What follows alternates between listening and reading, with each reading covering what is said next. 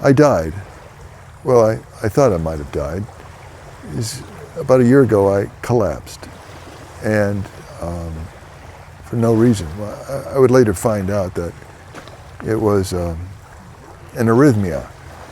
It caused my heart to accelerate and wasn't pumping enough blood into my brain, so I collapsed. I figured out the problem, and so all is good. But it made me realize, of course I'd been thinking about death a lot, but is that what death is like? Because when I collapsed, all of a sudden I had no warning, and all of a sudden everything went black. And the next thing I knew was that, the next thing I knew, I felt my head hit the pavement. And that's oftentimes the case when people have a collapse, is that they get a head injury as a result, if they survive. And I survived. But it came to the realization is that, do I fear death, or do I fear that there's no afterlife? And if there's no afterlife, then this is the only life that we have. And so am I making the best out of it? So I'm not scared of death. I'm really just scared of the afterlife, of it being no afterlife. Of course, there could always be heaven, that'd be good. There could always be hell, that would be bad. But no one really knows.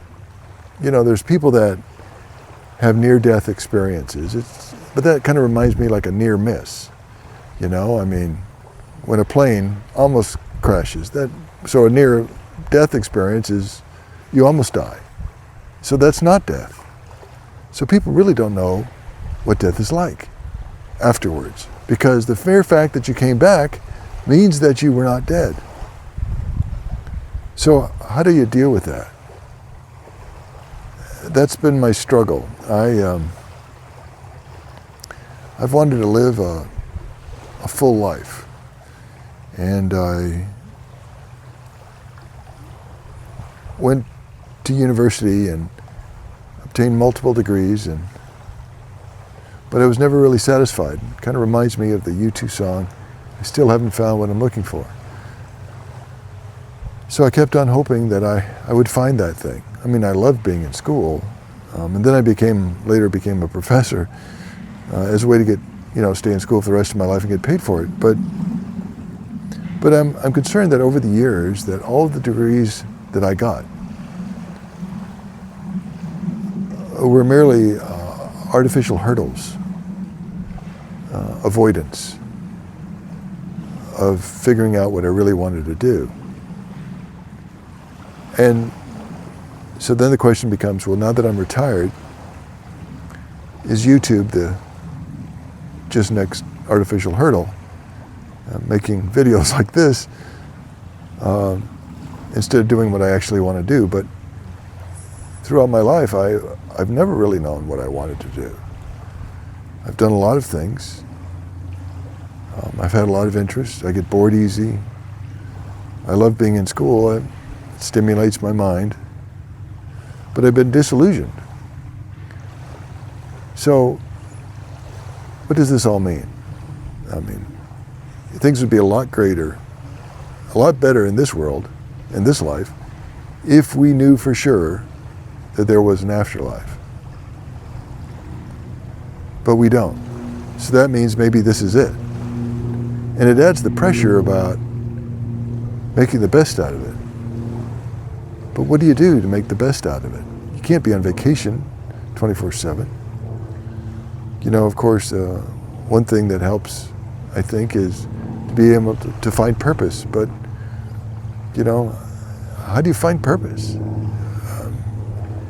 Passions come and go.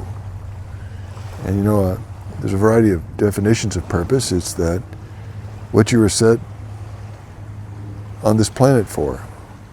Well, then that kind of indicates that there's some greater being. And so maybe there is an afterlife.